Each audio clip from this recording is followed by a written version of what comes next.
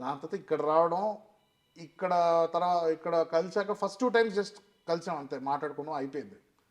ఎప్పుడైతే ఆ సబ్వేలో కలిసామో అక్కడి నుంచి daily, this was in 2001 or 2004 అనుకుంటా, 2004-5లో కలిసాం. ఇంకా అక్కడి నుంచి ఇప్పటి వరకు కంటిన్యూస్గా, ఇంకా గ్యాప్ లేదు.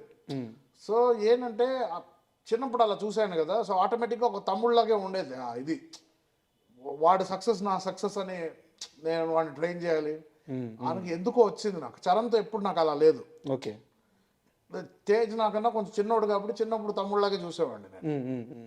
సో ఇక్కడ కలిసాక అదే ఇది స్టార్ట్ అయింది. తర్వాత వాడు కెరియర్ గురించి మాట్లాడినా, ఇలాంటి సినిమాలు చేద్దాం అనుకుంటున్నా, సో ఫస్ట్ డాక్టర్ అవుదాం అనుకుంటున్నాను అంటే, నేనా పిచ్చా అన్నాను. నువ్వు అసలు చదువు వచ్చా నీకు? అసలు నువ్వు సినిమాలు కనీసం ఫ్లాప్ సినిమా తీస్తే ఆడియన్స్ ఇరిటేట్ అవుతారు, ఇక్కడ నువ్వు తప్పు చేస్తే జనాలు చచ్చిపోతారు, నీకు నీ